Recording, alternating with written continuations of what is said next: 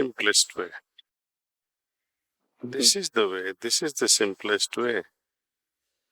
Just gently let your attention rest in your heart, as if you are in lap of God, loving lap of God.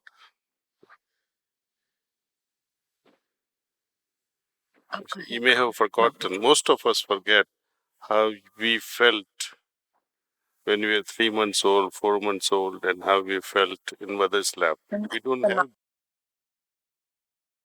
We don't have that memory. But we have a memory of holding grandchildren, our children, right? And we have almost forgotten how it felt to be in the lap of God, in His love. It's not physical, it's simply love. It is all embracing, unconditional love. Demands nothing.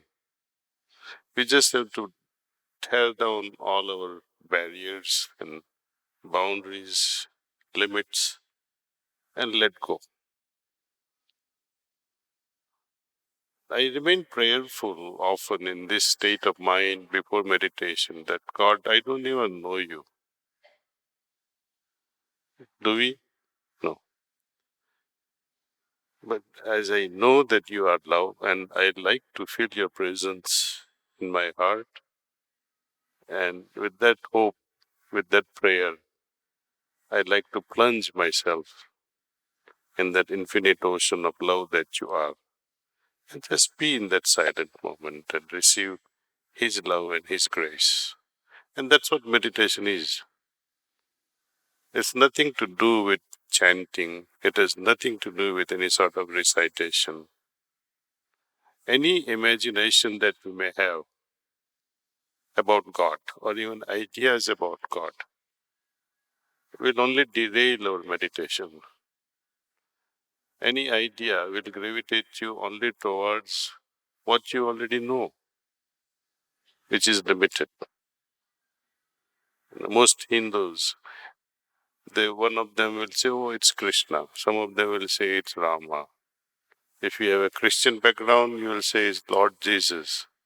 It's okay, belief is good. But even during their lifetime, no one could understand them.